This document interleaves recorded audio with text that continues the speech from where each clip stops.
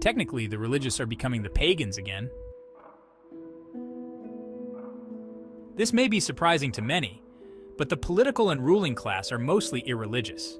Yes, we are in a twilight period where to some it may seem like the religious rule, but according to Pew Research Center reports that a significant portion of the U.S. population is now religiously unaffiliated, often referred to as nones. By 2070, the religious will find themselves as the minority. This implies that the religious are now akin to being the paganus, the term once used to describe those outside the dominant culture.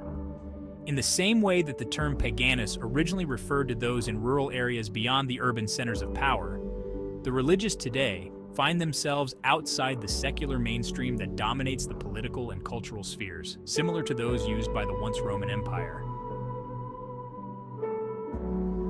Historically, Christians, Celtics, Germani, and others outside of Rome were labeled pagans before the Christianization of the Roman Empire. This history is repeating itself. We were pagans before, and now we are returning to that status in a secular age. In contemporary America, most billionaires are irreligious. The leading billionaires identify as agnostic, irreligious, or spiritual, but not religious.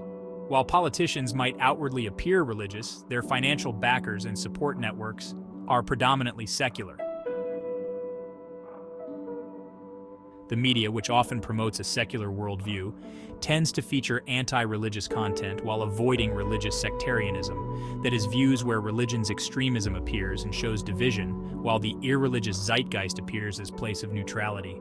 This secular media landscape reflects a broader irreligious sectarianism, as it displays an implicit bias against religious perspectives. Education, too, is largely secular, with about 77% of institutions being irreligious. Criticism of religion is permissible in the public sphere, often without significant repercussions, especially when avoiding direct references to specific religions. This creates an environment where generalized attacks on specific religions are tolerated, perpetuating a secular, irreligious sectarianism. For example, it is common in academic and public media settings to belittle things by referring to the church, followed by a negative example. However, if one were to make a general negative statement about Muslims, Buddhists, or Jews, it would be heavily protested. This reflects a form of sectarianism and a quiet tolerance of sectarian views against Christians. Secularism is rooted in historical efforts to separate church and state, aimed at ensuring governmental neutrality in religious matters, which predates modern irreligious movements. It was first used as the concept of secularis to distinguish things of the world, and then eventually to make divisions between church and states, which early the Catholic Church established against monarchies.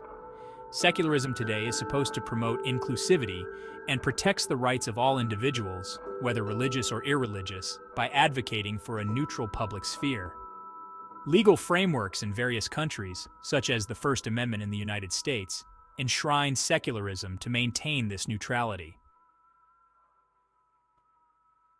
Misconceptions that secularism equates to agnosticism or atheism, or a worldview without religion, overlook its core principle of ensuring fair treatment for all belief systems. Secularism as a term belongs to everyone, not just the irreligious, as it is designed to accommodate diverse perspectives in a pluralistic society. The view of what is secularist belongs to every single belief system and changes from cosmology to cosmology. Even the irreligious have different cosmological distinctions of what each person defines as secular. So we need to be not anti-religious sectarian, not religiously tolerant, but rather something even harder to do.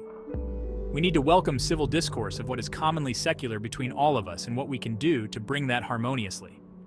This requires healthy civil religious conflict, not religious tolerance with a side of solipsism, which is what we have today. Sectarianism is the opposite of universal.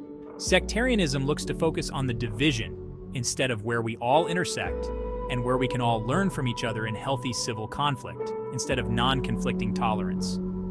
With non-conflicting tolerance, we cannot achieve discernment where multiple cultures can learn and grow with one another in these intersections where conflicts are allowed to exist respectfully.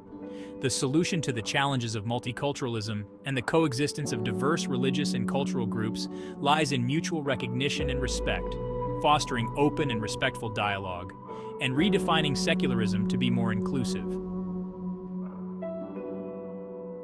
Cultures must be allowed to develop conflict. They must be allowed to experience tension with one another. This is how we grow. Avoidance of conflict means that we cannot grow from one another. It has an underlining definition that the religious or irreligious cannot have conflict that they both can learn from. The idea that religion does not belong in a subject is nominalist and sectarian. Its silence says a faith or belief has no space here. While some may feel this way, it is a myopic view of much larger possibilities.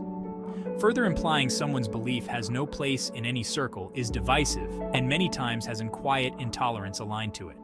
It is a form of dehumanization. Saying the irreligious or religious are less because of their beliefs dehumanizes them and opens the door to division.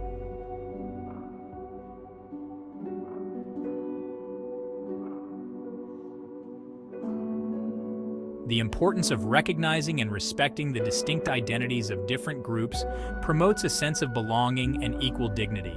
A dialogical approach that encourages interaction and understanding between diverse groups is crucial, suggesting a redefinition of secularism to allow the presence and expression of religious and cultural identities in the public sphere while respecting others' rights.